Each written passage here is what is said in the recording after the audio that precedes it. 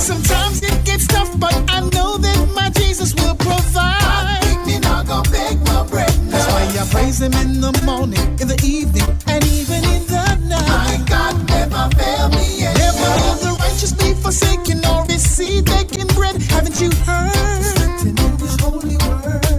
Jehovah Jireh, he's my provider, I know. It many times before. It is to you, oh Lord, I will lift up my soul. It is in you I trust, oh my God. There's no one whose hope is in you will ever be put to shame. They'll never be put to shame. No way, no way. As sure as the sun and the moon and the stars are gonna shine. My God never fail me yet. No. And as sure as the birds and the bees are flying in the My sky. God never fail me yet. No. Sometimes it gets tough, but I know that my Jesus will provide. Me not gonna beg no bread. That's why I praise him in the morning, in the evening, and even in the My night. God never fail me. Oh yes, see, yet. cause I see them watching and I see them waiting for me. We're knocking at their door.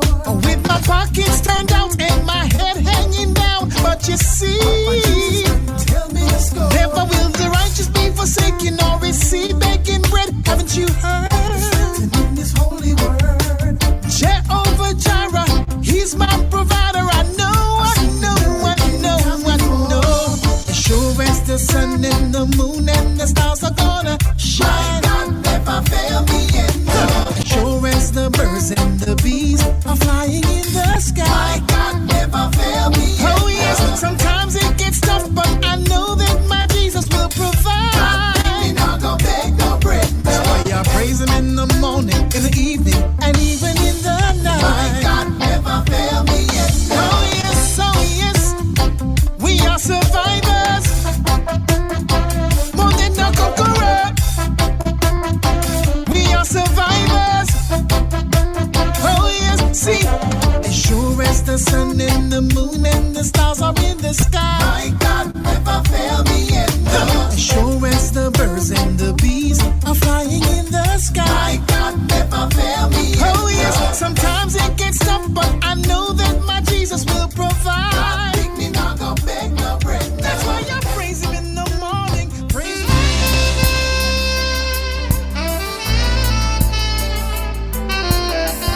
La la la, la la la. Oh yeah. La la la, la la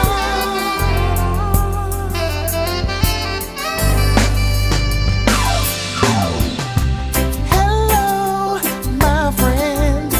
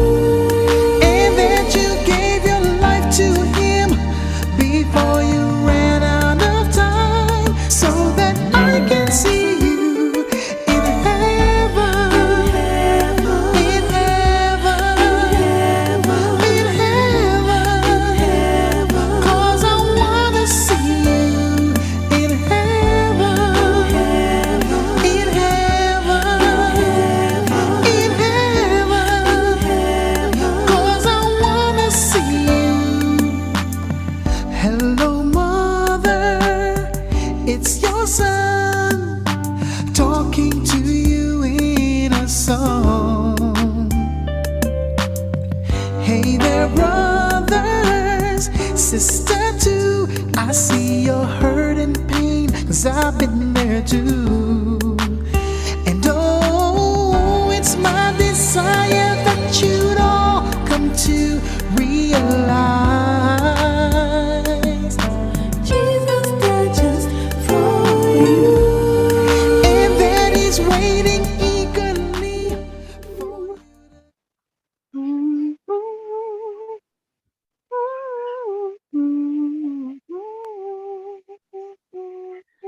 Good evening, everybody. I hear somebody there.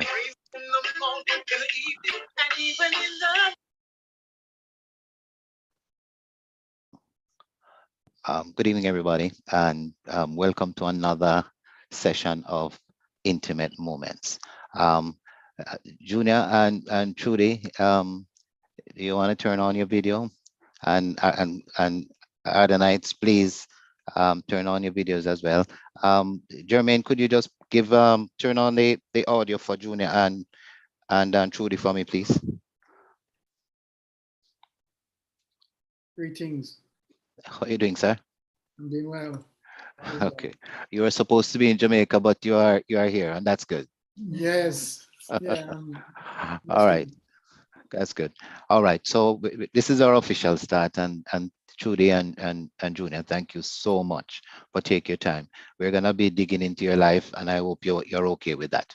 We're good. It's All Ardenne. right, We're good. Yeah, started. thanks for having us. Good, good, good, good. All right, it's March break, eh?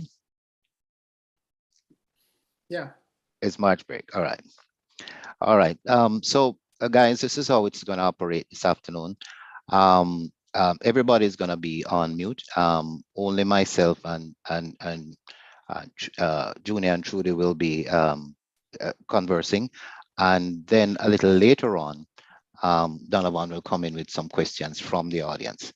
But we're gonna be talking to Junior about and Trudy about their lives, what has happened to them throughout the years, and I'm sure you'll surely find out that these folks are simple people. They're not, Superman or Batman or any caped crusader. They're just people living real lives just like us. All right. So last year we had two intimate moments. The last one we had was with the Grace Drillers, was pretty good. And it was their 50 years. Junior, you celebrated 50 years in the music business, a composite of your secular life and gospel. Any party, any celebration, anything? Or, This year you'll definitely hope, well, not definitely, hopefully you will see I'm pretty sure we'll have a compilation of the best of the gospel songs, which would be, okay, we call that an AD collection. okay, And then we're working very, very diligently on bringing a BC collection too, which is the Before Christ collection, okay. so that we can look. So both sections of my life will have a greatest hits package that All will right, great. come before the year is out, and then we'll be doing more concerts, more likely, and I'm also thinking of doing some new songs. So hopefully, we'll Right. get some new music this year. That is what I was gonna ask Trudy to help me with, because that little section up there, that empty slot, it can Yeah. take 4 CDs. Okay, So sir. so Okay. I need some work. Thanks Uh, for the pressure. if you if you can't sing, form a group. The Tuckets, the Tucklets, the Tuckers. Okay. All right, okay. So let's go back to the early years. You were 5 years old. 5 years old, only 5 years old. You haven't reached primary school yet. And Right. somebody said, boy, I can't sing. Yeah. And but who was it in the family? Because you have a big family. Who was it in the family that identified you as a possible singer, or you can sing? What were you doing at the time, by the way? Go ahead. I was just singing around the house, and who my, I've heard a couple stories. I've heard that is my brother Ricky Mm, heard me, and but if I look at most of the witnesses and collect a story, The one who seems to really be the person is my aunt Dorothy, Mm-hmm. who's a sister to my father. Mm-hmm. We all live together. You know, them days, either Trenchtown, everybody live in one big house, and all the families are in one big house. And she heard me singing, and she was the one who said, you know, he really can sing. I mean, in my family, you have to understand, in my family, there are many singers, right? Because we're Tuckers. Uncle Jimmy Tucker is my Yes. uncle. My father's a singer. Uncle Desmond, you know, was a singer too. Did Christmas Time Again, if you remember that song. Mm-hmm. So it's people. My family was a singing family. So when somebody said them can sing, it's like, yeah, all Tuckers can sing, you know, or play cricket, one of the two. So, but she was like, no, he really can sing. For his age, him holding him note proper, you know, him not off key, him not, you know, him not shaky, he really can sing. So they Okay. heard me, and then there was this young man who lived when we moved from Trenchtown now, because in the Trenchtown days, I would just sing at like school concerts and different things like that. But when I really professionally started to sing now, we moved to Pembroke Hall, Mm-hmm. and there's this young man called Earl Sutton who lived down the street from us, and he heard me singing at my gate, and he went At your into, gate. yeah, at my gate. I was singing one night for a neighbor. My neighbor was standing there, and I was singing for her, and he heard me and went inside to my parents. I said, your son really can, like, him have a gift and really can sing. Mm-hmm. My parents are like, Junior, he's only like 5. You know, what are you talking about? Or 6, what are you talking about? You know, yeah, all right, yeah. And he's like, no. And then so he said to them, can I take him to my friend have a club? At the time it was like Bohemia Club and Tit for Tat and them clubs was you know, up and running at the time. Turntable, them place there. A And he said, 5-year-old boy in a club. yeah. So I was there, and they would put me on at night, you know, and the band would find a song, I would find a song, and I would sing, and them throw money up on the stage. And that's how I started when I was 5. Wow. All right. I'm going to play you a song because I need to ask you a question, and Okay. just want to bring our audience in it as well. So and we'll probably be hearing a few songs, you know, right throughout the evening. Okay. So and if you don't hear the song, then you can, you know, wave your hand, that kind of thing, and let me know. Oops, what's going on here? All right, let me restart this thing here and bring up the volume. This is dedicated to the one I love. Yeah.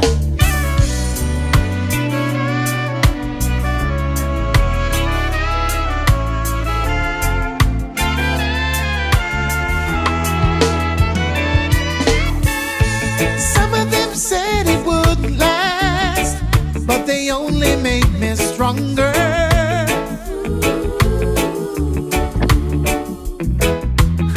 6 months to a year, he'll be back, but I'm still standing like a soldier.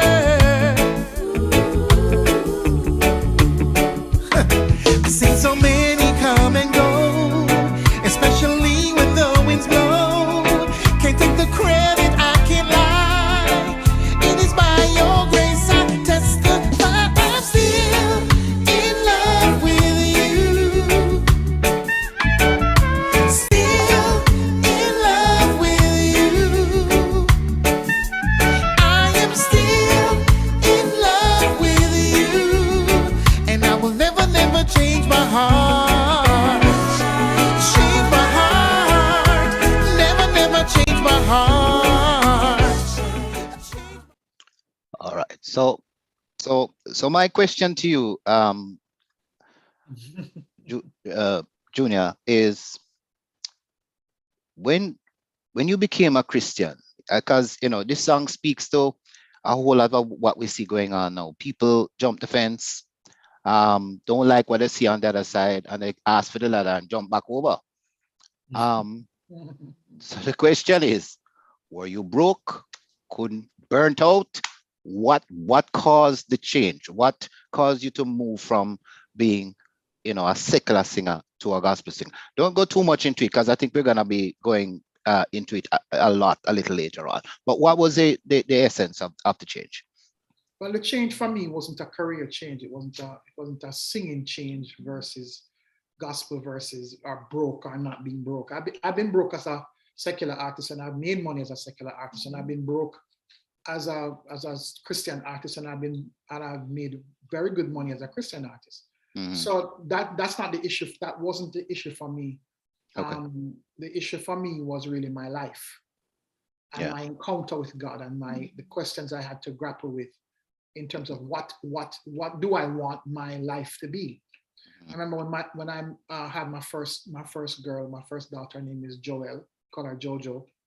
I wasn't a believer at the time. I wasn't a Christian, but holding her in the hospital, I was faced with the question of what kind of man will I be for this young girl when she talks about her father years from now. What would she say? What? Because I remember crying at my father's funeral, and just being there, and it was very mixed feelings for me. I just didn't know how to feel. I missed a father, but I really didn't know the man. I wasn't proud of to say that, oh, I'm going to be missing a man because I had a great relationship with him.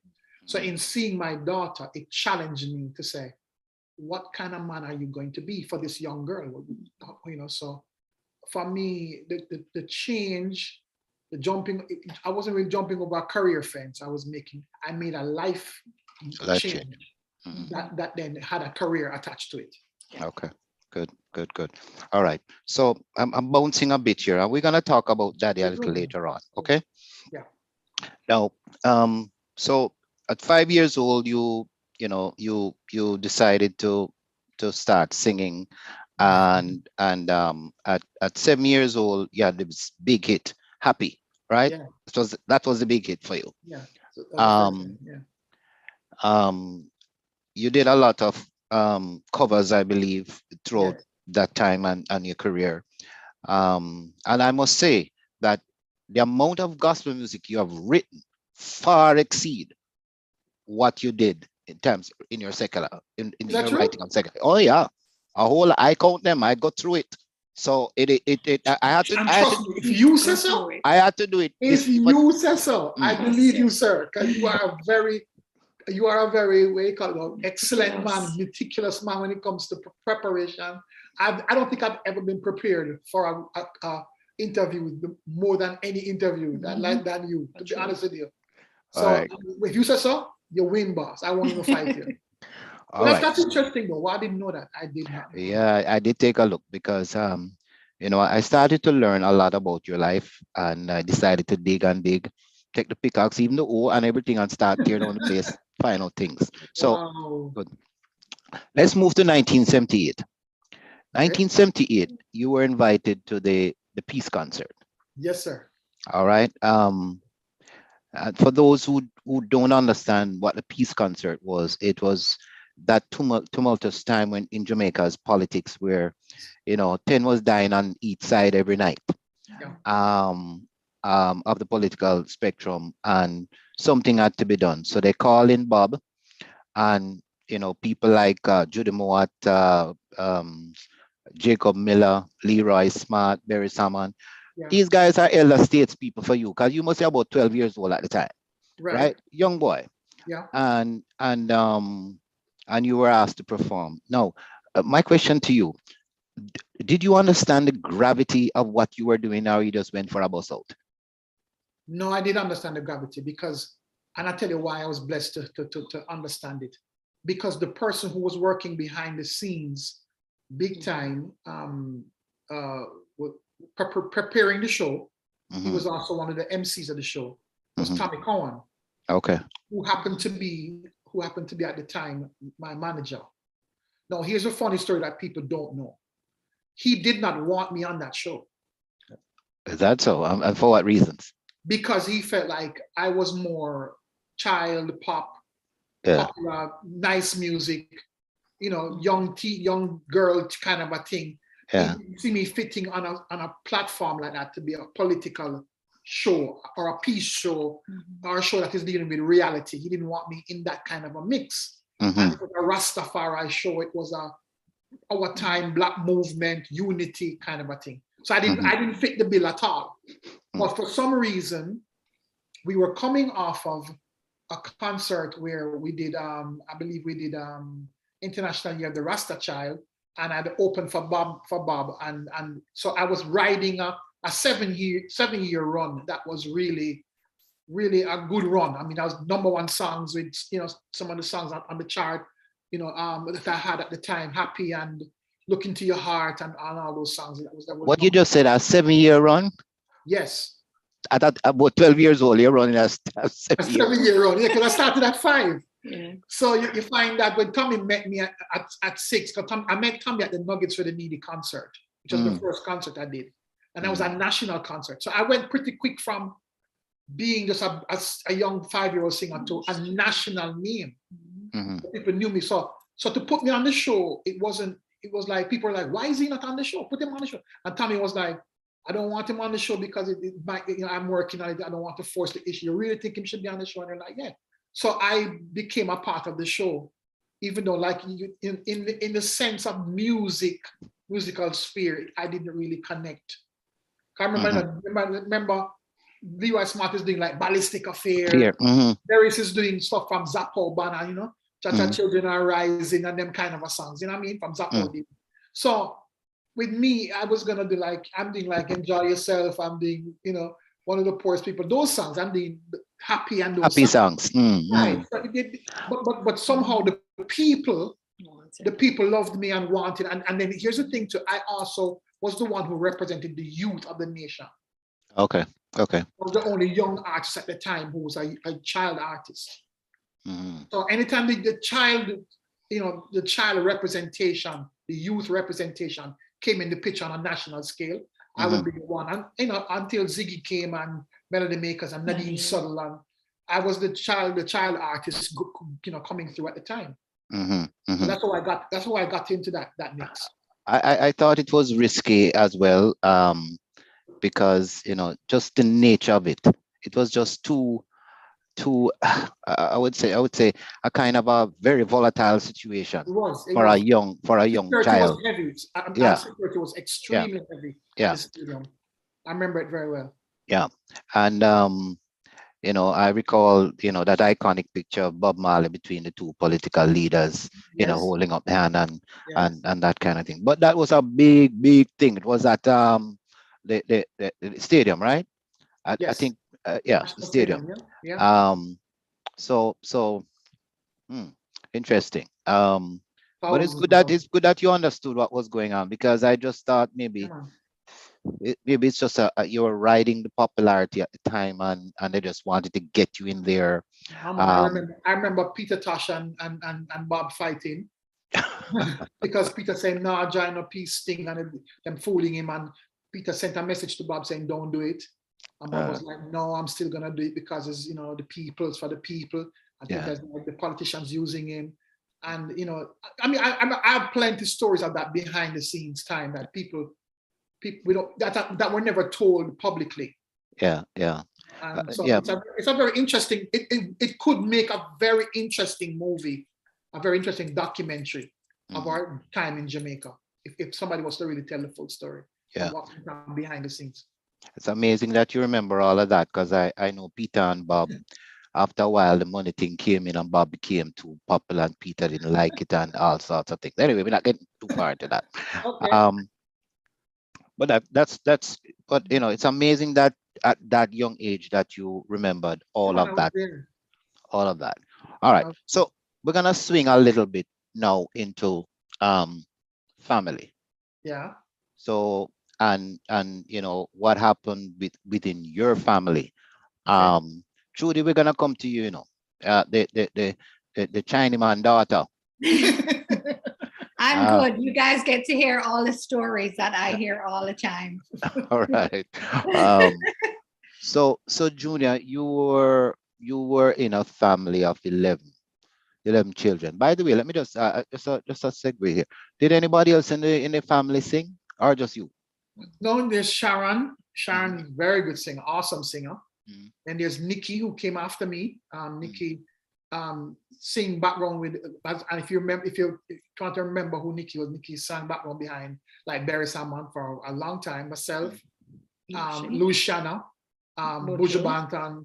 I mean, she's very well known in that area of background vocals. I mean, Nikki was the girl you called studio wise to the best background, and Sharon too. Sharon sang background with Judy Mott and Dennis Brown, Marcia Griffiths, all these people. So I came from that family of a couple of singers very well. And before that, like I said before, Uncle Jimmy Tucker, for those who remember in the 50s and the 40s, Uncle Jimmy was the star of that time. Yeah. I remember him.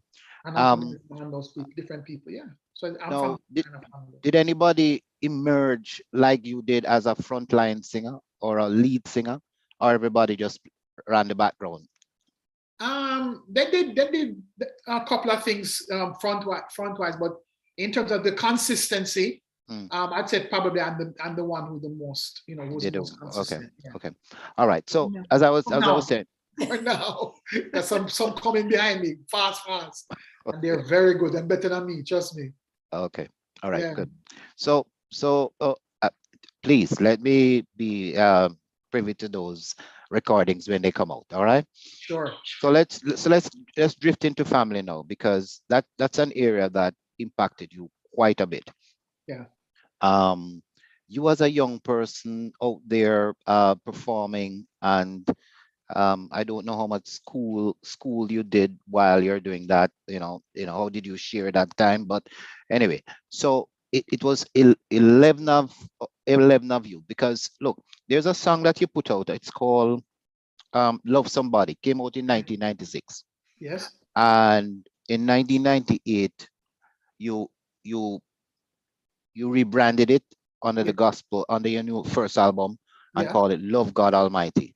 Most of it remained the same, but the Love God Almighty changed from love somebody to Love God Almighty. Yes. But you said there was a lot said in that song, which I don't think a lot of people really took the time to really analyze. Because I took the song and I decided to go on YouTube and find the song and see how people responded. I say, nice song, man. Great. It look, boy, it's a wicked song. They love the rhythm. But the message and the story, most people, in fact, almost all of them, said nothing about the story. So let me tell you, it's a very loaded song, It is. Mama had 11 of us at home. Yeah. It gives me the picture that your mother run things. She's the one who was keeping things together. Okay. Right? The other thing is, Daddy always come and go. It gives me the picture that he was kind of an absentee dad. Okay. Thirdly, he promised to always treat her right, but still won't come home at night. So basically, it was rough.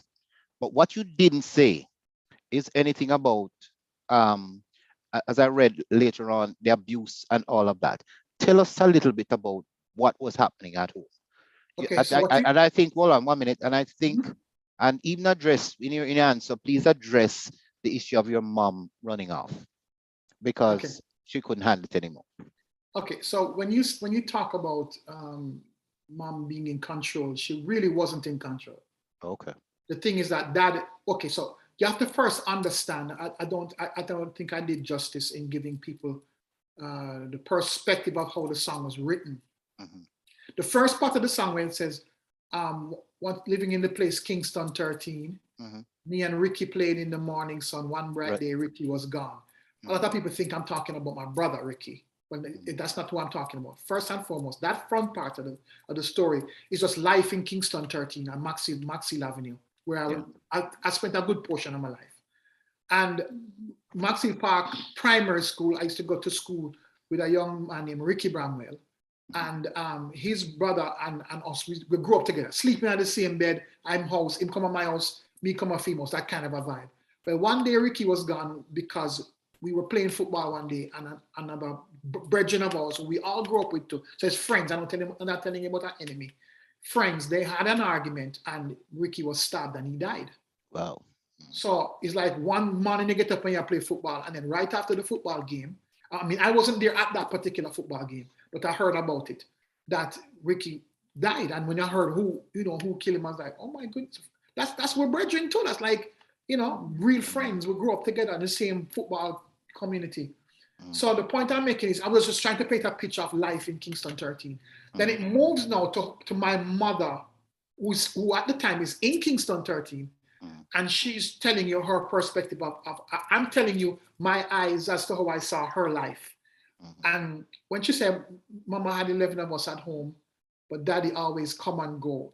Let me be honest, he wasn't really an absentee father in the sense that we didn't see him, but the come and go meant, even though she had 11 for him, he would come and go, and there were other children, right? How many brothers, by the way?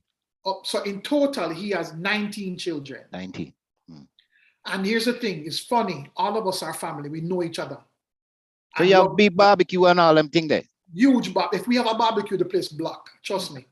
Because we're 19 children and everybody have children and cousins and all that kind of stuff. That's good. So I come from a huge family. So, but the thing about him, he would come and go. Now, come and go is that thing where a lot of us from the 60s understand that when you say father come and go, it's like the mother she don't rock the boat because she don't want the children to be, she don't want a problem with the children. She stay for the children. You know what I mean? But really, she really. Which is typical of a lot of people, a lot of mothers. Stay there for the kids. So when he will not promise to treat her right. It's like he would tell her, man, like when she said she's going to leave and she done, because she find another child with born, and she pregnant, and then before she know it, she and next woman they're the same hospital and all that kind of something. And he's like, no man, but you're the queen, you're the queen. And she's like, she's not going to leave. Well, one day she did leave. I went to school in the morning, and when I came back, she was gone. She gone foreign. Then sent for her, and she gone foreign, and then she sent for us to move to America. So the point I make is like you find your family just get shifted and just get what you call it, detached or untangled, and you're like, what happened? You don't even know. Nobody will explain nothing to you. You're picnic, shut up your mouth and ask the question. And you just keep quiet, and you just have to just live with this new shift. So that song is a true story. I mean, I was literally at the sewing machine where she used to sew and just keep herself occupied and keep herself going. And I said to her, boy, don't worry yourself. Come see her cry. She'll look out the door and wait for him to come home one night. And then lie again and tell her, I say, I'm going on a night shift. I work night shift. Not understanding that she can call the factory and find out, said, I'm not on night shift. So anyway, tell her lie and send up on night shift. And she's looking off him, and I'm watching her looking out for him. And so this is me recalling a memory, and that's how I wrote the song. She's at the machine, and I said to her, listen, mommy, don't worry, one day I'm going to get rich, Because I know I'm going to be like Michael Jackson. I know I'm going to make multiple money. I'm going to buy you a big house. I'm going to take care of you, so that don't worry, you don't have to worry about nobody taking care. And I remember her, not in those words, but she looked at me and she did say, she said, listen, it's not the money, And I remember her saying to her, I couldn't put it in words in the song to make it fit, so I said it my way. She said to me, boy, Junior, if your father would just come home one night, she said, if he would just stay with me, and just, in other words, what I picked up from that was, is not the house, the house mash up and it's small and it get where we live, but I just want my man with me. Why can't he just love me? Why am I have to go somewhere else? And so if for me, at the end of the day, we all just want to love somebody. No cash, no cars, no whatever. That's not what does it. So that's how that song was written, really. So it really just told the story of my life in that time, and that lesson, to learn that lesson, really. Yeah. I'm aware that your father died. But is your mom alive as well, or she? Oh, my mom passed away 11 years ago. 11 years ago. Yeah, 11 years This ago. year. Okay. This year will be 11 years. Let me wheel and come again on a particular issue, and we're gonna continue that. So okay, let's continue this. So you mentioned abuse, and you were impacted by it. I mean, you're a young child trying to sing, trying to go to school, and you're having nightmares and all them kind of things. Yeah. Where did that all come from? What caused that? Okay, so during that time when mom was there, and even when mom left, you would see things as a child. You can remember in a big house, huge house, cousins, uncles, dad, there's people just living. And because it's a huge house and, get the house go, what if people live in a one room, what if people just, privacy and those kind of things. So who suffer the most a lot of times is the women, Yeah. they suffer a lot. So looking back on it now, let me be very honest with you. I'm still to this day trying to understand it factually as to really 100% what happened. Okay. But I do know there was abuse, there was things that were not proper. Now, when you say abuse, you mean like, talking harshly or slapping, hitting type thing? No. Well, slapping and hitting comes if you grow up a ghetto and you grow. Most parents Almost discipline normally. their children. Yeah, but so what I'm talking about when I talk about abuse, I'm talking about maybe sexual actions that are not proper. Oh, okay. Sexual abuse. Oh, okay. So as to who did what and where what came from, I'm still trying to deal with that. And to be quite honest with you, that's not even really the issue. The issue is there's a healing available from God. Yeah. That's what I'm trying to, just like how God because a lot of people don't realize how much this affects the brother. Yeah. Imagine me watching or seeing certain things. Like, first of all, the first person who was abused was my mother. Mm. And me's a mama's boy, I'm not afraid to tell nobody that. We grew up at my mother's foot, that when she has saw me, they right at the machine, sit down. And and just love my mother. Because I never saw my father that much, like you said, in my work, and him have so many children to go see. It's like, when you get a moment with him, it's like, that's a special moment. But with mom was always there. So me's a mama's boy. I love my mother, with my mother. She make my first outfit for me to go sing. You know what I mean? She was the person who make my clothes and put me on stage. And, so to me, that's my champion. That's my person, my cheerleader. So to be honest with you, I saw the abuse she had to deal with, where he would hit her and he would, cheat on her and tell her, him a man, him have the right to do so, kind of a thing, and she can't leave him.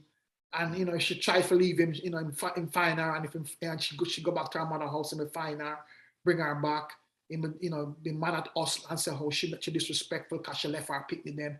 And there was this manipulation and this abuse to her, first and foremost. And then my sisters would see this and they would be either very, just beaten down and broken in spirit, So I grew up amongst watching women who were very broken, Mm-hmm. and very, so for me, I had a conflict with him as a man. Mm. And I'm asking him, what is really a man? Isn't a man supposed to take care of the woman? But it's like, in his mind, it's like, no, a woman must just serve the man and make sure that the man are all right. And he's the king in the castle. And when him come home, and so that was the conflict I had and was dealing with. You know what I mean? Yeah. And so I spend my life right now kind of just pointing people to the love of God and the love of Christ and his healing touch, because Christ healed me from that. Christ healed me from the things I saw that when, it became clearer to me exactly what it was, I realized this is abuse, And that was going to be my next question, because I have a client, I'm in IT, right? And I have a client who, to this day, he's now a grandparent, a young grandparent of to be and he's still dealing with the abuse. So my question to you, and the question would have been, are you okay? Are you doing okay now? What about the rest of the family? Are they okay too as well? Or are they still struggling? And because your father died, your mother died, but the scars could have been left the running. scars are still there. I can say that. I mean, still there for me. I'm still, I can say we're getting better. We're being healed, because when you ask me this question, looking back on it now, there are several people in my family who have given their life to the Lord, and has allowed God to heal them. So, a lot of my sisters are born again believers, and we're still praying for everybody else in the family, cousins and everybody else, My father gave his life to the Lord before he died, which is an interesting thing, because God said to me, and he gave his life to the Lord before I did.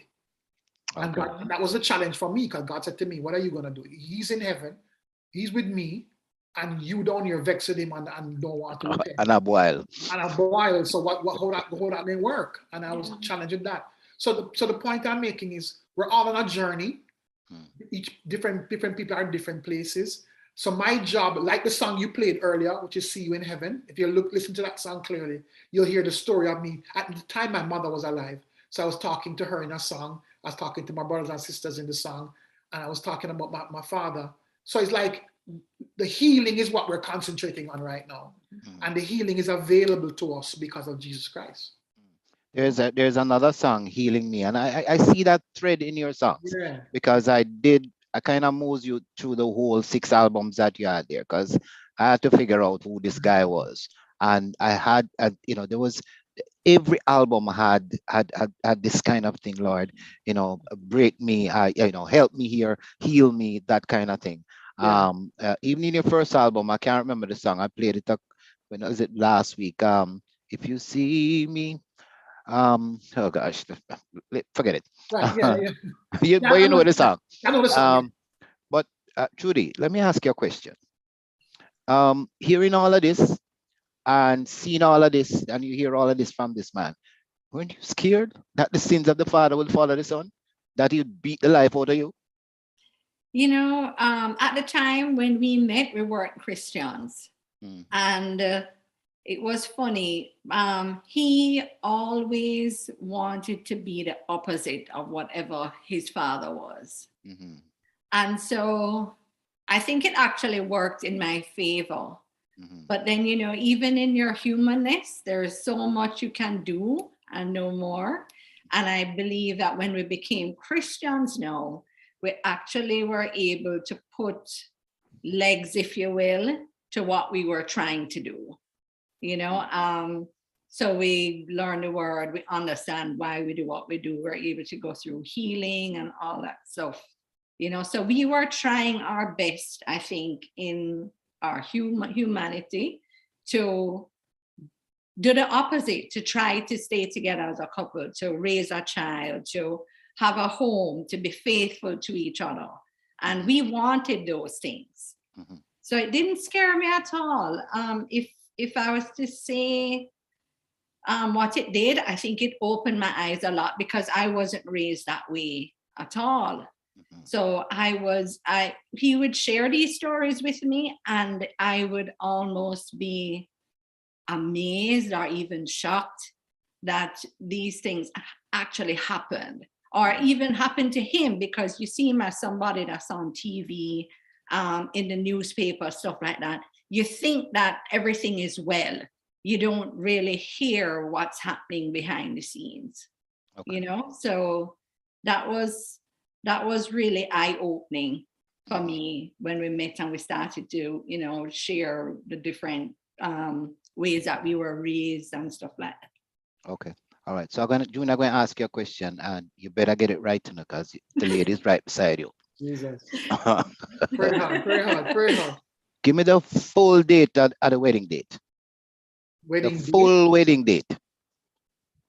December 29th, 1991. Bing, bing, bing, bing, bing. Oh, he got it. Good. All right. Right afterwards, we're gonna be talking to you a little bit, Trudy. Jermaine, are you there?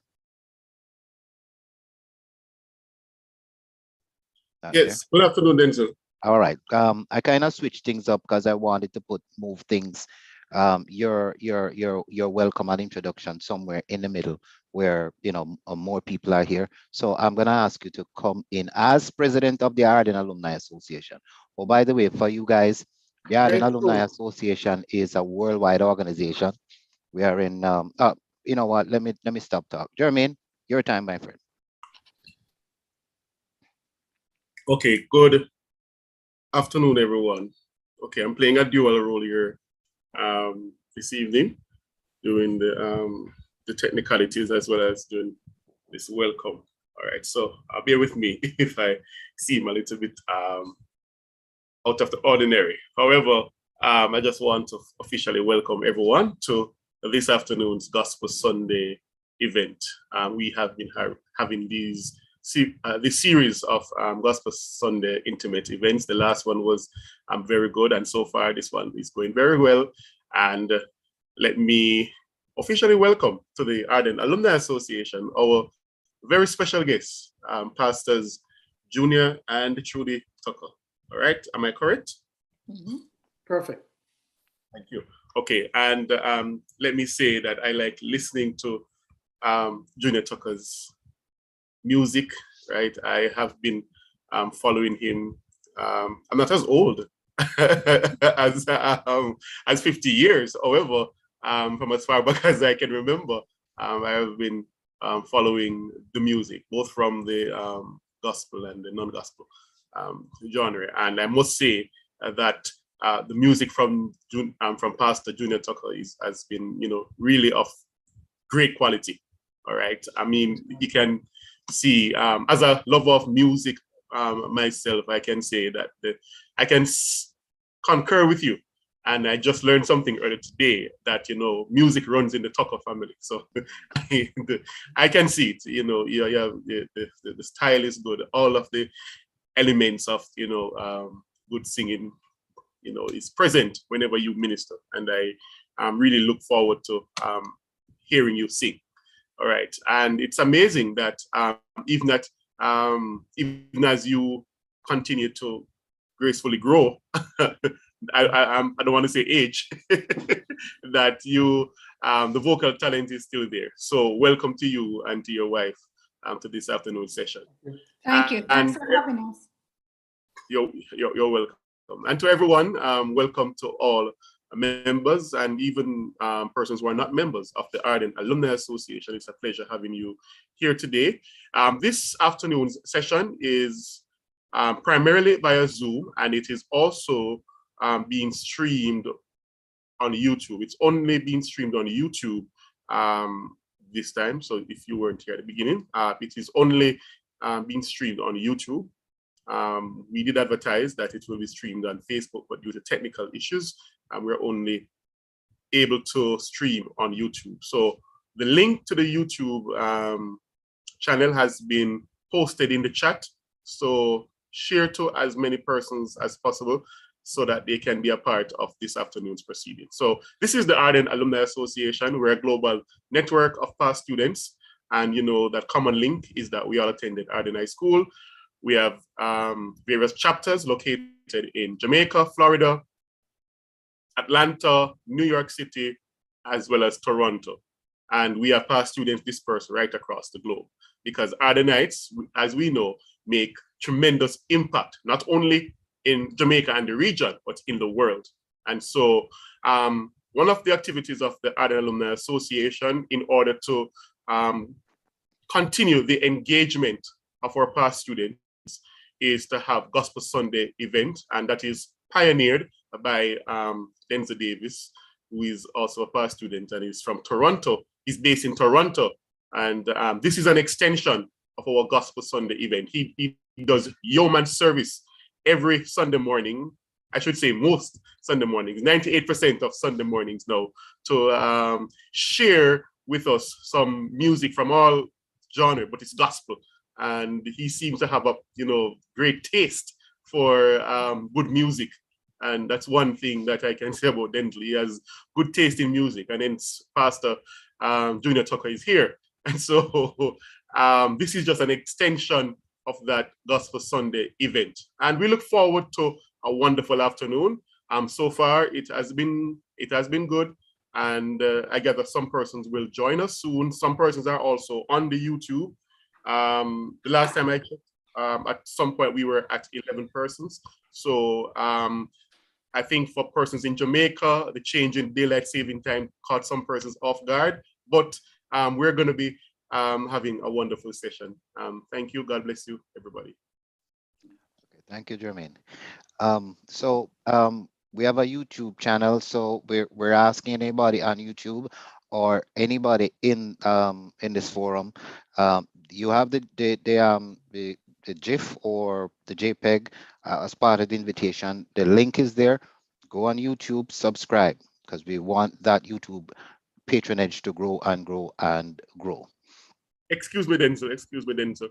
Yeah. In my welcome, I forget to mention that we also have not just past students, we have past teachers here. I see Miss Susan Biddle is also online.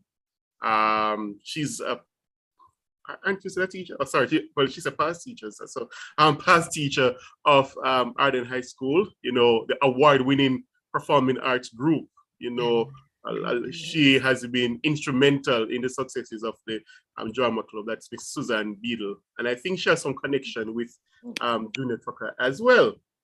Is that correct? Yeah, yeah. So, Yes. so welcome, Mr. Beadle, and welcome everyone who is a part of the Ardenne Optima family, whether you be past students, teachers, present students, welcome everybody. Okay. And what I understand as well, Jermaine, that Junior Tucker has a number of Ardenites in his church congregation. And we're gonna talk a little bit about that later on. So could you put them back? Good. Thank you so much. All right. So one question I forgot to ask, and this is should have been asked way up front. Junior, your mama went to the registrar and said, put Leslie Tucker on the birth certificate, right? Nope. No? No. What's your right name? Okay. So they're having an argument as to what to call me. Mm-hmm. My dad is Leslie Mm-hmm. Tucker, Mm-hmm. right? My grandma leave the argument and she went to register me and say, his name is Leslie Tucker Jr. Leslie My Tucker. father. So I got Okay, my dad's name. So you are junior to your father. Yes. So that's where the junior came from. Yep. The Junior Tucker. Some proper name, government name, as them say, is Leslie. Leslie Tucker. Leslie Tucker. Right. Leslie. Good. Tucker. Yeah. All right. You heard it here first, guys. His name is Leslie Tucker. Leslie. But you know, all these years, I thought that was your name.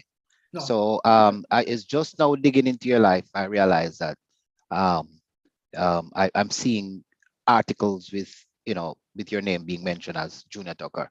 And I said, Leslie Tucker rather. So I said I had to ask the question here, at least for the audience sake. Now, Yes, Trudy. Yes, So sir. you got married to this gentleman. How did this all happen? Did he come to your father's shop and you know, trying to impress him, buy 5 sheet sets, and you know? All right, so you don't really want the true answer. You want a perspective. Go ahead, sir. How did this all happen? Did he try to impress your parents? Did he come and buy things that he didn't need? What how did this all happen? We actually met, I was working at Coney Park. And so we actually met at Coney Park. But how that was kind of orchestrated was that I had seen him at a concert the December before we met. Talk the truth. And my friend was dating his cousin, who was also his producer. And so jokingly, his name is Handel Tucker. He's also a cousin of Junior's. And jokingly, Handel picked us up the night. We were going home. And I said, Handel, how you have them nice friend, you know, introduced me to them. And that was it. And Handel said, don't worry, I soon bring a king for you. Sound like stalking to me. And so I was working at Coney Park, and we were doing, I think it was Easter weekend, and we were doing like a special event. Handel came and brought him, and Dana King was there as well. And that's how we were introduced. And he sent over cotton candy, and he stopped me for the rest of the day. That's it, nothing else. Junior? No. Say good, Junior? Yes. I did send over cotton candy because I felt like it was Are very you thirsty? unbalanced. And somebody stalking you for so many days and you don't even say something back. It's the polite thing to do. Polite thing to do. That's what I did. Hallelujah. All right. Okay. So Trudy, you are not just some pretty face in a corner. You're a learned person. You have your business administration degree, and you are head cook and bottle washer for the church, and you allow your pastor to preach. Occasionally. Very true. Very true. So basically you run things. So tell us a little bit about yourself, your upbringing, that kind of thing. Okay, well, my connection to the shop is that my parents are both half Chinese. So I grew up in a very stable family because the business meant that everybody was there. So mom works in the business, dad works in the business, and my brothers as well. So we were always together, and it meant, living together, working together. I went to school, came back home, we had to work in the shop. So it was always, we were always just around each other all the time. And so out of that, it was, my mom said, you're going to school then to do a business degree. At 16, I started CAST at the time. Did business administration, was a diploma at the time. And then I think we had met at the end of that. And I remember my mom wanted me to complete the degree program because they were going to upgrade this diploma. And she was just adamant that, no, you need to finish your degree first before you get married. So education for my mom was big. I mean, she was always bringing family from the country. There were always relatives with us that they were coming to Kingston to go to school. You were going to study something. You weren't going to college, you're going to some trade school, whatever it is. You have to be studying something. That's how my mom was. And from there, we've been together since I'm 20. So the greater part of my life has been with him, more than even with my family at this point. Okay. So Good. Something good happened there, and you're together all these years. I'm gonna jump a little bit. When I come back to the family and come back to your personal, something that happened in your family, both of you.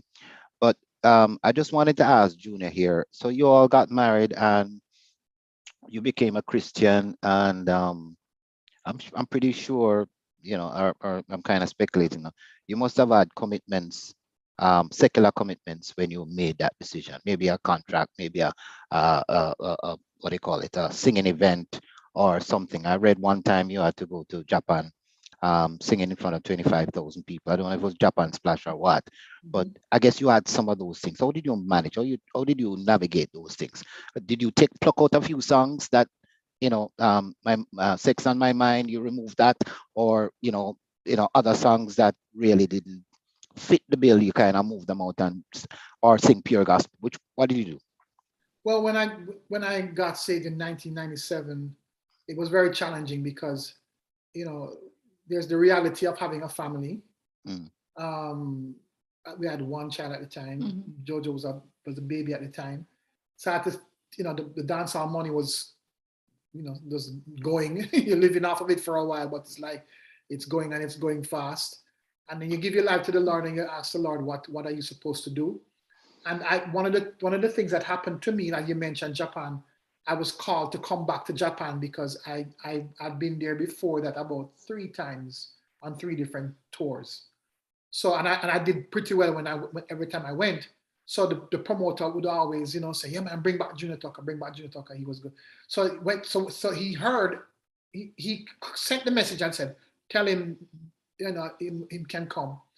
And I sent back a message to them saying, but this time, I gave my life to the Lord, and I don't sing those songs anymore. Don't sing She's Just 16 anymore. Don't sing Don't Test, Give It Up, them songs that I just, I can't do that anymore. And it's funny, I was at Swallowfield Chapel, big up to Swallowfield Chapel. I was at Swallowfield Chapel and I was being, discipled, by some men there who were just really a blessing to just not care about my career or to use me in any particular way, in terms of drawing attention to the church, but they cared about my soul and they cared about my life as a person. And so I had a place, to be honest with you, where I could be discipled and to be directed as to what to do and how to navigate these conflicts that you come up into. And so I sent a message back to the people in Japan, and I said to them, I said, listen, I'm sorry, but if I can't come and sing about Gospel, Jesus, yeah. gospel, I'm not gonna come. So I'm sorry. And I thought I was gonna lose them because the promoter sent back a message to me and said, no, we want you to come. And as a matter of fact, I'm gonna pay you the best money you've ever gotten from us. Oh. And so I was really blessed to go back, and I actually sang the songs from my first gospel album, which is Don't Test. I mean, not Don't Test, I mean, Brand New. Brand new. Mm. I always, because Don't Test is the first album, I always mixed up with Brand New. But Brand New was the first gospel album. And I did the songs from that album. And it's funny, God really set the foundation as to who I am, and even to this day, my commitment to the Lord for his purpose. Because the truth of the matter is, it was a conflict. It was really a real conflict. And funny enough, God spoke through Desi Jones, who, at the time was not The drummer.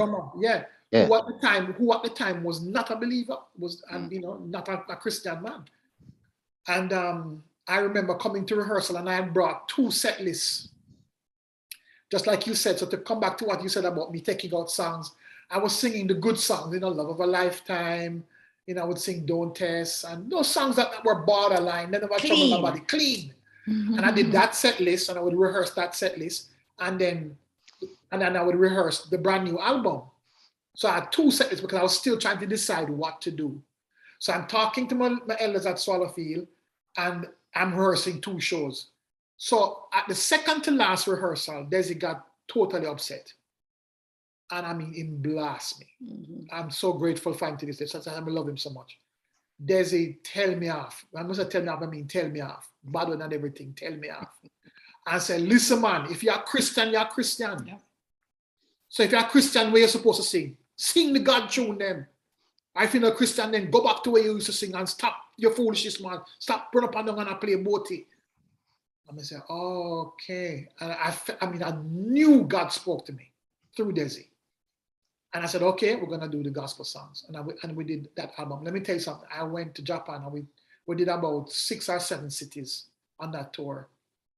And man, when I tell you God honored me, God moved by his spirit, and we're looking at, we at some nights we had 25,000, 40,000 people. One particular show was like 40,000 people.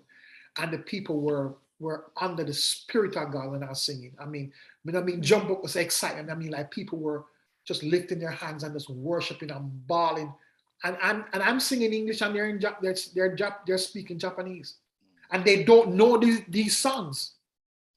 So they're expecting me to come sing the old songs. And I'm singing these new songs to them from my gospel album. And they are just weeping and crying. And God really honored me, and it ministered to even the artists that were there, who came. I was like, they were wondering, what was I going to do?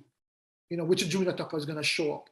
And if you was going to flop. Or if I was going to flop. They were even betting and saying, I'm going to flop. Some said, I'm going to flop. Some said, I'm going to all right. Then not they respond. But God honored me. And there was a lady there that sang. Yes, there was oh my goodness. Thank you for that one. Japanese. There was a lady who came up and said she wanted to sing a song to open the tour. We have never had this before in any of the tours I've been on. And she came up and she took the mic a cappella and she sang Amazing Grace in Japanese. Wow. And she started the show. And she went with us everywhere we went and did this. To this day, I don't know who this woman is. I don't know who put her on the show, or if she know the promoter, what I don't know the story behind that. But I just remember on this particular tour, the last tour I did in Japan, this woman would come up and she would sing Amazing Grace a cappella in Japanese. Oh, and I'm like, God, if you're not talking to me, I don't know who's talking to me. And from that, I've committed my life to this, whatever I do, let my light so shine so that men may see him, see his, his glory. Men may see him and be drawn unto him. So, that's my life. That's my life. That's my life. And I'm so grateful that God has, allowed me to be a part of, his work and what he's doing in the kingdom. All right. So guys, thank you, Junior, for that. I really appreciate that. So what we are expecting, or our audience is, if you have any questions, because there will be a time which will be allowed, for you to ask Junior and Trudy any. I won't say any question, but but questions, but because I don't see much here yet. So if you have a question, I'm gonna give you. I'm gonna play the song that the title song from the first album, Brand New. um I went out and bought that album right as it was released. Wow, that's So the stuff. I'm gonna just play that, just a snippet of that track, and then, if you have any questions, any thoughts, I give you a chance to write them up, while you listen. Okay, here we go. uh, let's see.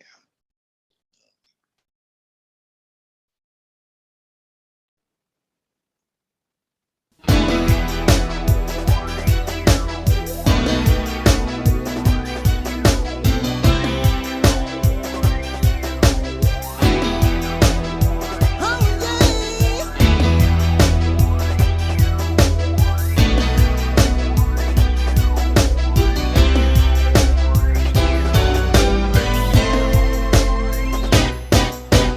Brand new.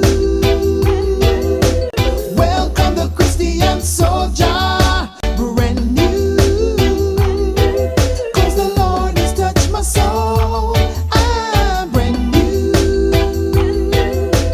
Can you hear my voice through the speaker? It's brand new. Don't you wanna be brand new too? Brand new rhythm, brand new song to sing. Coming from the spirit that is deep within. I'm not the same 'cause I believe in him. I'm free at last. Whoa. Free from the chains, turned away from sin. A man of God, ready to begin. Living the life, following Jesus Christ. 'Cause he has made me brand new. Welcome the Christian soldier. Brand new. 'Cause the Lord has touched my soul. I'm brand new. Can you hear my voice through the speaker? It's brand new. Don't you wanna be brand new too? You've got to open your heart, mind, and soul. Okay. All right. Good. So we're back. um you're mute. Junior and Trudy is muted. I don't know if you muted yourself or Jermaine. Okay, they're back. um so so let's get to your family now, Junior and Trudy. Okay. Between you both, you decided to have your 5 children. I think 4 girls and a boy. Mhm. Okay. um um Beautiful children. I've been, watching your pictures and all of that. It's amazing. It's amazing what the internet does, I'm fasten telling up you. people business like hell, me I tell you. um but one of your children, I think it's Zoe, the second one, right? Mhm. She had a brain tumor, and at 9 years old, Yes. Yes. and um then she eventually died. I don't want to tell the story. I prefer you tell the story, because it has more impact. I mean, a child being born, stillborn, being stillborn, or 1 year old, you can live with that. But 9 years, the crying, the school, the hugs, the kisses, the soccer games, all sorts of things. Those are the whole of pictures that you take all these years. Those are the things that, those are the memories. And, to lose a child, it must be hard. Um, um, Maybe there's somebody in the crowd that has had, maybe not this experience, but some kind of tragic experience. um I think this is your opportunity to talk us through, what you went through, the struggles you had, to take her through those 3 years, um of of this thing, until she finally, moved on. Okay, so at the time we were living in Oklahoma, And we were pastors on staff at Cathedral of Praise Church. And Zoe just got sick, suddenly just started throwing up. Fever. So at the time, we just thought it was a virus, normal stomach virus or, flu or something like that. Took her to the doctor, it kept going. And this was after about 6 weeks. And this time, about maybe the second or third trip to the ER, they decided to do a CAT scan. And so that was when they came back with the report that she had a tumor the size of like an orange. Wow. And it's like we could tell it was bad news because we could see the face of the person, the radiologist that was doing the test and all that stuff. And then the doctor that came, his face just dropped. And that time, it was as if like time stopped. Because I remember them saying to me, okay, we're taking her, she has to have immediate surgery. We're taking her down to the OU Children's Hospital. They're calling the ambulance now. And I was like, what do you mean no? Like, no, like I need to pack clothes, like we're going to the hospital, like, what was going on here? And so she did surgery. The surgery was successful. I mean, even in going through that, the hand of God was in that, in the care that she got. One of the girls at church was the nanny for the head of the pediatric department surgery. And that lady's husband was also one of the anesthesiologists. And so it was like everybody was out of their bed, 3 a.m., being called to OU, and they started to run CAT scan, every test, everything was done. She had surgery the next day. It was successful. Within 2 days, 100% recovery, no loss of anything. She went back to school, straight A student. And at the end of that year, that happened in about March of 09. March, April 09, so around this time. And at summer, we decided to move back to Florida just so that we could be closer to family and have more help and stuff like that. So we moved down with her. She continued her care at Miami Children's. A year and a half later, the tumor came back. So the type of tumor she had is called glioblastoma. This tumor usually affects men over the age of like 60 years old. So it was very unusual for a child to have this type of tumor. And it's the same tumor that I believe it was Ted Kennedy was diagnosed with that around the same time. And so like all the people, the doctors and stuff were hopeful because here it was a prominent person who had this type of tumor. There would be more attention given to this area and maybe they would get more funding and more research. So we were always very hopeful and there were clinical trials going on, all this kind of stuff. The tumor came back and they did surgery again and she started a different type of treatment the second time. And it was about another 6 months or so that that surgery too was successful, 100% back in school, straight A's, everything going good. And probably about 6 months after that, the tumor returned a third time. And this time it was spread all over our brain. And so it was just, they couldn't do another surgery based on how it came back this third time. And so we tried everything, radiation, chemotherapy, and of course prayer. And I remember the Lord clearly telling me that it won't be long. So we were forewarned, I guess, that it was coming and that she was going to pass. So it was a rough time. But I wanted to just say this, that what I've discovered is that no matter how old a child is, could still be in the womb, or a child that is 70 years old, that for a parent, losing a child is very, very difficult. And the reason why is that when you become pregnant, you begin to plan and you have hopes for this child. So even when the child is in the womb and a mother experiences losing the child, whether it's through abortion, whether it's through a miscarriage, there is that void that happens, and it's painful. So I never like to put, okay, we had like in terms of time on it, to say we had 12 years. It's difficult for the woman who loses a child at 6 weeks, and it's also difficult for the mother that loses a child who is 70 years, you know?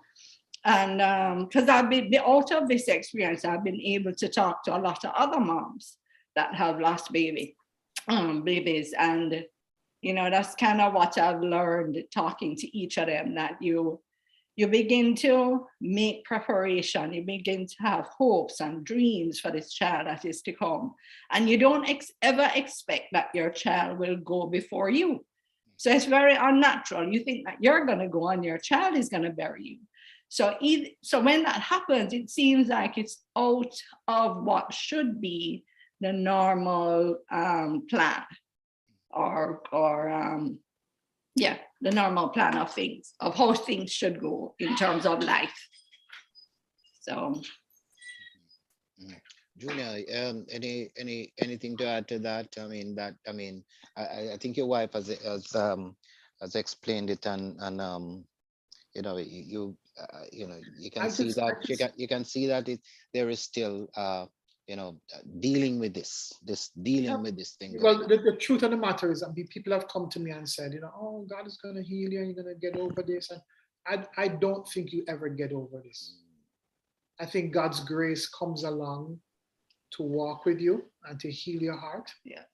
And it will take you through this, but I don't think you ever get out of this to the point where you don't feel, you don't hurt.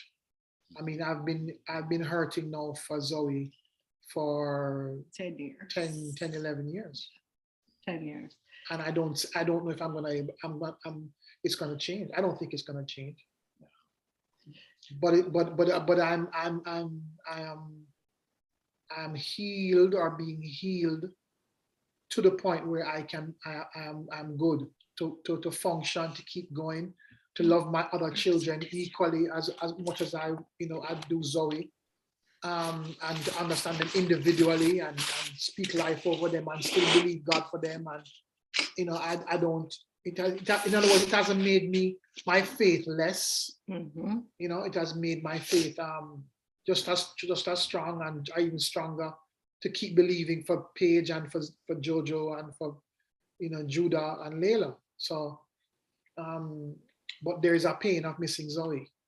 I wanted to add this, that I think if anything, we don't walk around depressed and feeling like we can't make it, or this thing is so horrible. Well, not anymore. Let me put it that way. Right. If anything, I think we have gotten closer to God out of the experience. Yeah. I remember, for me, my experience is much different from his, but I remember there were times when she just passed and I wanted to be depressed, and I thought that nobody could fault me for being depressed or just laying down. Makia had a 1-year-old baby at the time, and 3 other children to take care of. But it's like, nobody could fault me for this. I deserve this. I deserve to lay down and just cry and just lay in the bed. But God would just not have it.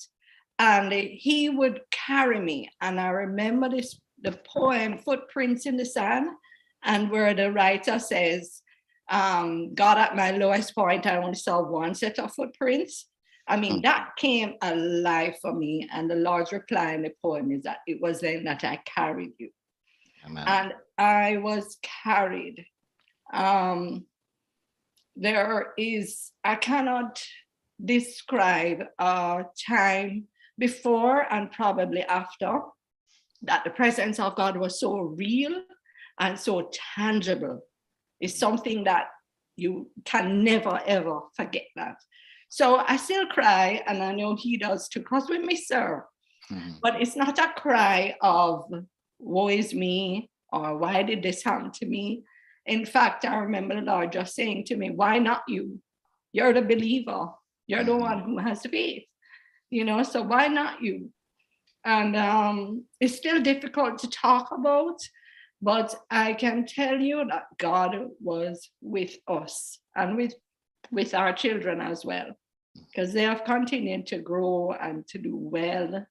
And they have kept on, pursuing what God has for them, especially in the older ones. The younger ones are still finding their way, but the two older ones are definitely just still, on their path, doing well. And it has impacted them, but they're continuing to thrive. Yeah. As you said, it's hard to talk about. And every time you talk about it, I guess the emotion comes. So, but I do appreciate you talking about this, because I wanted to show, or to let everybody know that you are not Batman or Robin or Superman. You are folks that hurt, cry, laugh, and you do all sorts of things, and these things happen to other people, and it happens to you as well. All right. So we're gonna shift gear a little bit now. So, and I laughed all the while about this, because I asked Trudy about it and why we all do it. Now, I know Jamaica is a real nice place, wonderful place, but you guys were in the States, steady with your ministry and doing well, all of that. You had no reason to return to Jamaica, but you did. Why? God says so. Okay, all right. That's it. That's just, I know that at the end of my life, if I did not do this, I would be in big trouble. Okay. And with that, you started a church.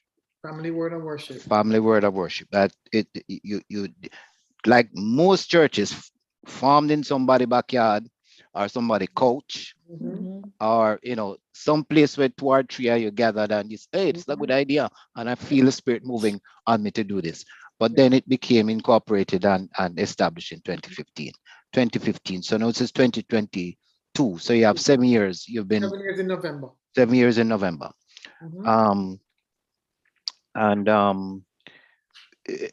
Your membership, what was it like?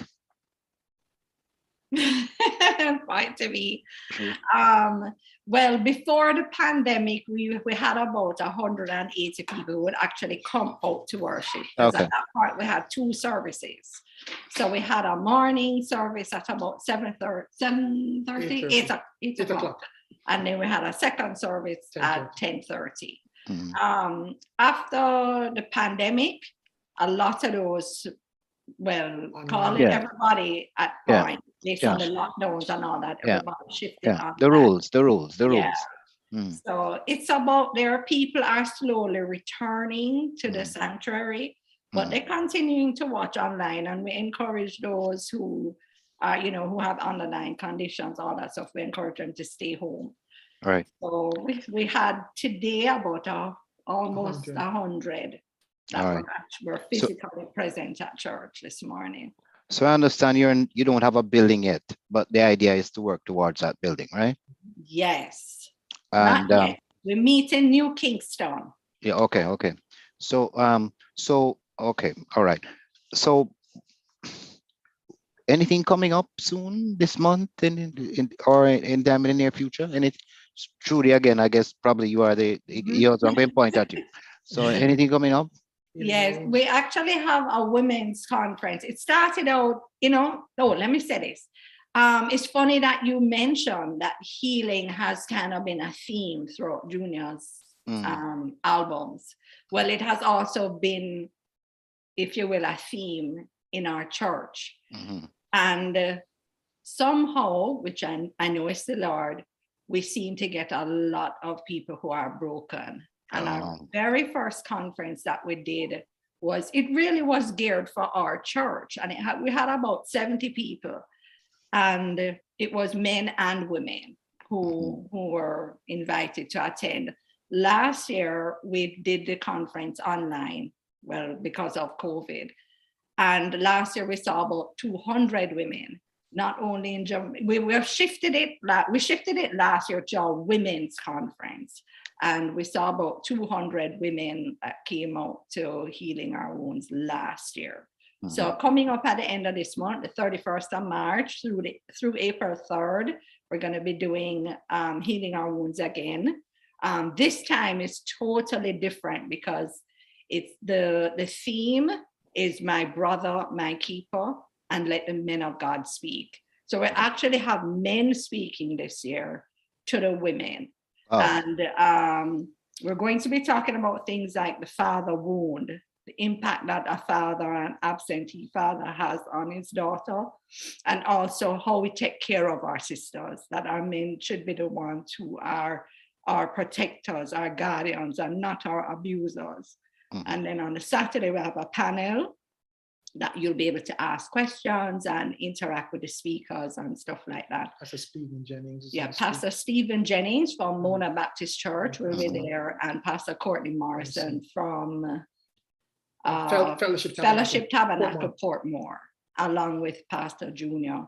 They'll be sharing, and of course our worship team will be there leading worship, and Jai Kingston will be there as our worship leader for 2 days.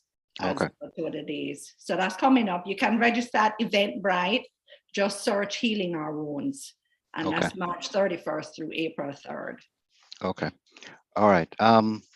I don't see any questions in the Zoom. I guess probably I asked everybody just get them answers based on my questions. So Junior, I'm gonna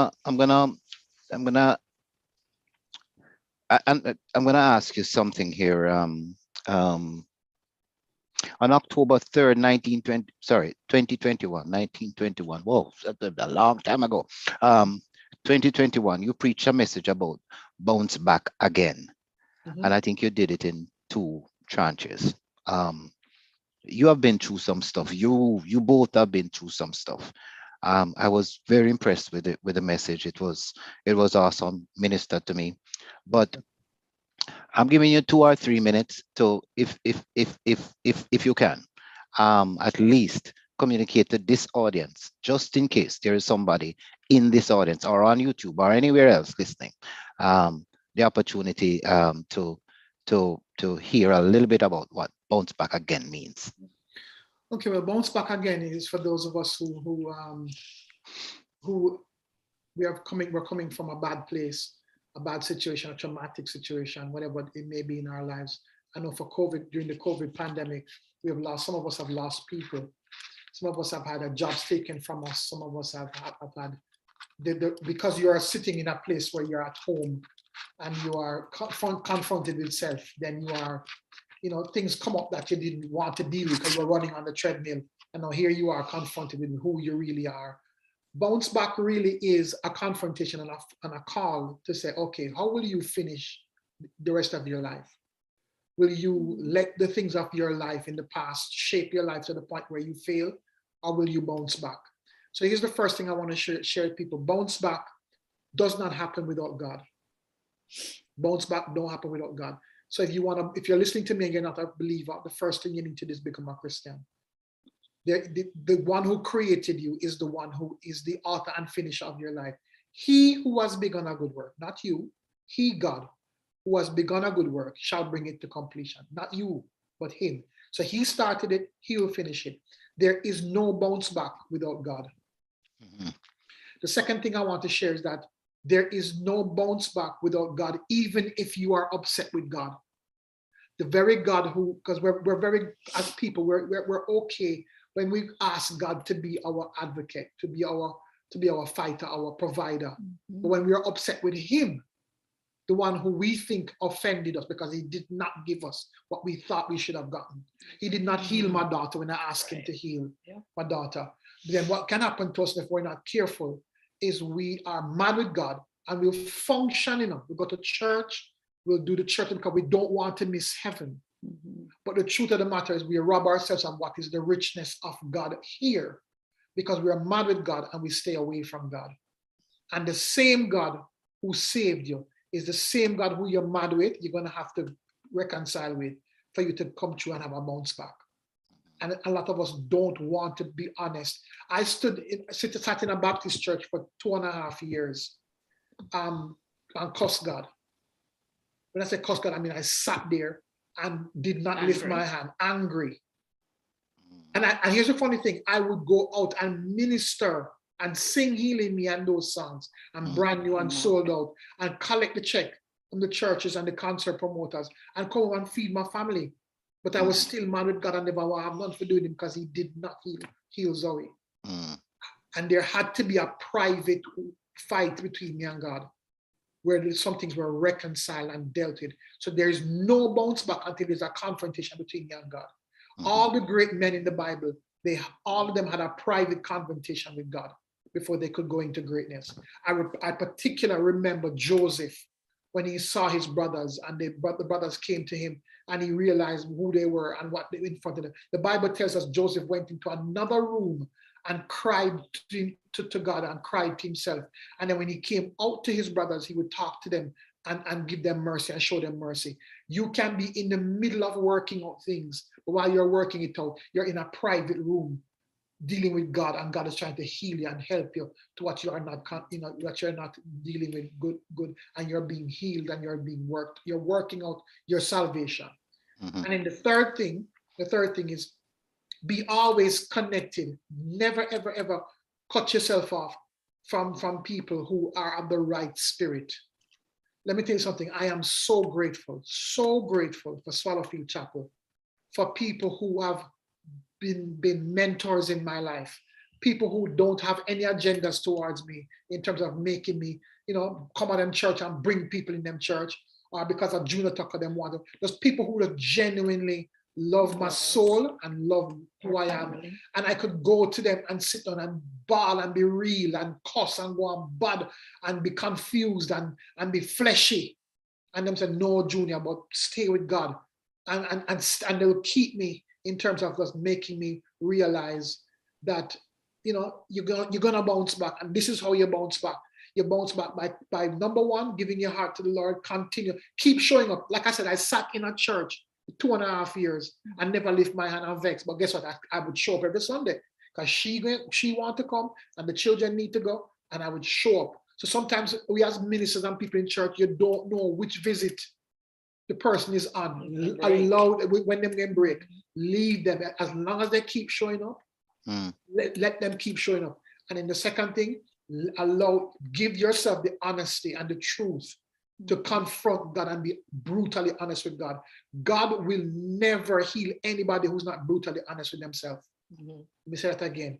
God will never heal anybody who is not brutally honest with themselves. He's not going to do it.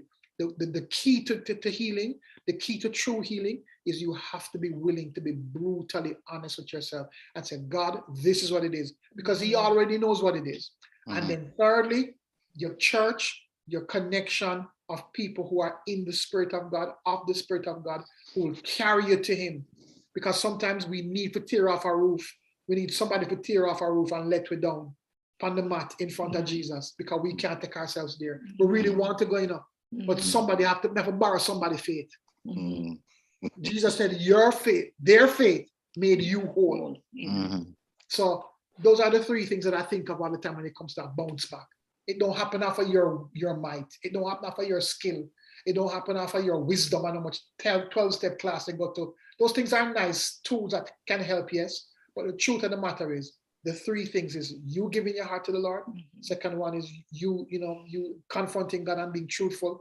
And the third one is surrounding yourself in an atmosphere where people of the Spirit of God will be. Thank you so much, sir. Thank you so much. Can I Um, add something? Sure, go ahead. He mentioned that he kept going because we kept showing up, myself and the children. And I wanted to recognize somebody who is on the Zoom, which is Marcia Henry. And Marcia was a person who discipled me when I got saved. So a lot of persons to his life, but there's also a family that is wondering, where is the money coming from now that you're not singing secular music? Mhm. And so she was my first discipler, and I want to thank her publicly Good. for Yeah. pouring into my life. And she said something to me that caused me to make a commitment that I would keep showing up at church. And that was to not forsake the assembling together of the brethren. And so that stuck with me all those years. And I want to say thank you to her for that. Good. Junior, you mentioned earlier on, thank you guys. I really do appreciate that. And I'm telling you, somebody just heard something. You mentioned Handel earlier on. Mhm. I'm not sure, but is there anybody you'd like to thank for the help? I mean, you've said Swallowfield and all of that, but is there anybody? And of course, Trudy has mentioned Marcia. But is there anybody else that you'd like to thank for all this time you've been in music and doing well and where you are It's a now? long list. Yeah. When I think back into the early years, Light Parks, We the People, Yeah. Tommy Cowan, definitely. Yeah. Light Parks. I mean, that guy is he's ageless. Eh? I saw him a couple. And it's so awesome to know that he's also in the kingdom, and Oh, he is. his children too have given their lives. Okay. So there's a lot of people that I grew up with. Nadine Solanas, who's to this day is a good friend of mine. We still talk all the time, and Danny Brownie. Danny Brownie and I know each other from before Bloodfire Posse. I'm talking about when he hit the guitar bigger than him. Brownie Bunch days. Yeah. We played it at Judy Mall. So many people. And then Right. in church now in Christ, Pastor Rowan Earl, Chet Cowan, Chris Henry. These are people, which is Marcia's husband. Chris Henry these are people's names you don't even know, they don't even get mentioned. But there wouldn't be a Junior Tucker out there publicly doing what he does because of the private discipleship of Chris Henry and his brother David Henry from Swallowfield Chapel, who's now the pastor. Yeah. Ricky Mafood. These are people who are friends of mine, and we've been friends for 20 Church on the Rock. Church on the don't even mention that. Church on the Rock now is my daddy, Pastor David Keene. What is and was to this very day, in my mind, a very strong, important man in my life. When I saw him, so to speak, my baby leap. And I looked at him and I was like, that's who I'm going to be. I knew it was settled in my head, and my Christianity and what I was doing made sense to me. I was like, okay. And I linked up with him and I followed him and walked with him until, he transitioned to be with the Lord. So, it's a bunch of people. God is so good to me that he gave me different people. And the list is running out the door then. Yeah, I'm telling you. All right, good. Well, guys, I really do appreciate you coming and let us into your life.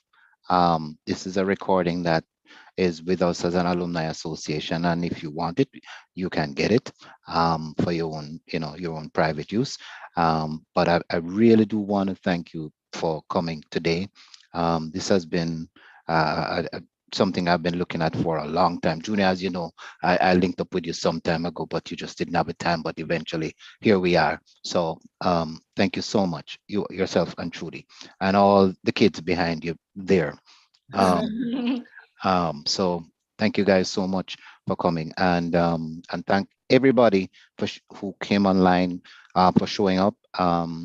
You've seen it for the first time, and you've seen it live. Those people on YouTube as well, thank you all so much. Remember to subscribe. We really need your subscription there. And if anybody's here and not subscribed to our channel over there, you should have gotten the notification for this meeting. Just put that website in, go over YouTube and subscribe. We really need to get that subscription up. All right. Any last words, guys? Wow. We're very grateful. We want to give big up and props to Ardenne. It's a school that we really respect and love what you guys have done and is doing. In how you manage and steward a school. It's an atmosphere where you feel you can leave your child and your child is going to be good. We have a daughter that goes there and a son that's coming very soon. So we just thank you for the work you're doing. Please, I beg of you, don't let them ever bring you to the place where Christ is removed from Ardenne. Please, you come down there, come fight it, trust me, we should never ever change. We should never ever let them do that to us. Because trust me, I am very grateful to drop my child off and know that my child is in an environment where I know you guys do a great job. Christ is being preached and Christ is respected, and so we're grateful. Kudos to you guys for what you do. We bless you for that. Great. All right, so we're gonna shut this down with my favorite song, and I'm determined. Okay. All right. Cool.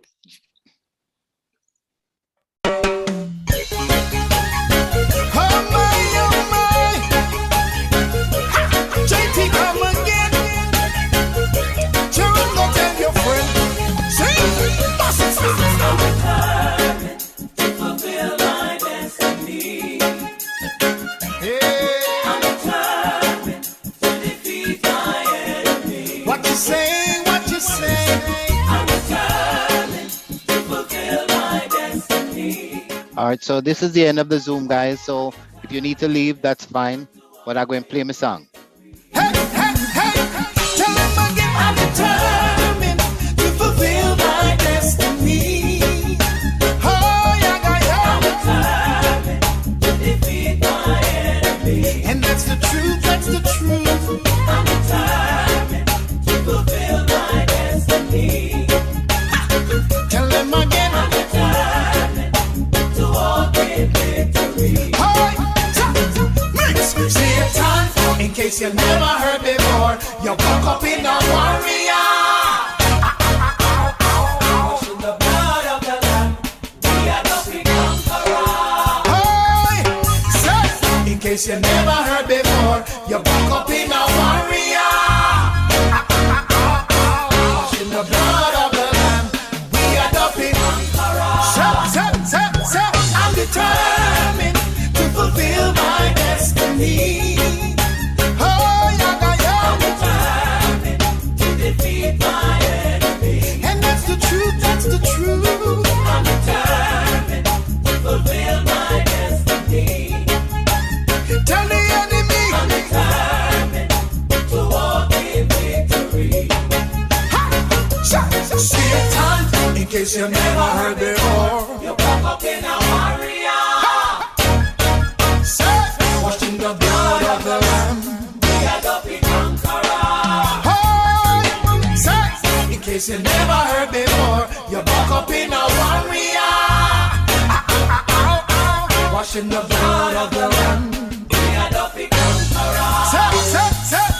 I'm determined to live that free. Put my enemies under my feet. Use the word and set the captives free. I cast out every demon and cure every disease. I'm determined To see my family saved. Obey the Bible from page to page. Preach the gospel every street and lane. Till every roof of them gonna follow Jesus' name. I'm determined to fulfill my destiny. Hey, whoa, I'm determined to defeat my enemy. and that's the truth, that's the truth. I'm determined to fulfill my destiny. Hey, so we not gonna compromise. I'm determined to walk in victory. See it on, in case you never heard before. You woke up in a warrior.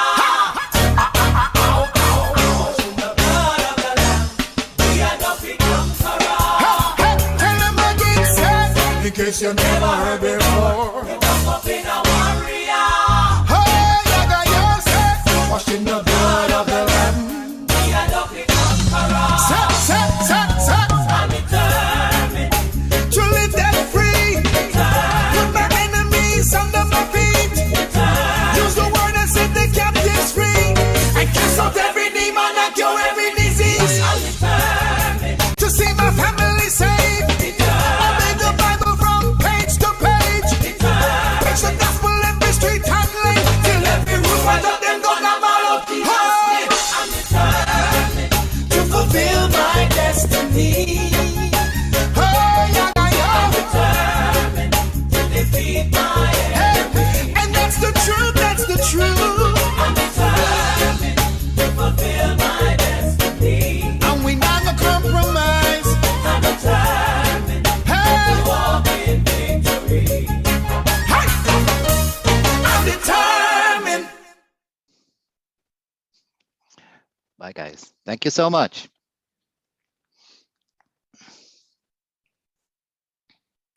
Stop share.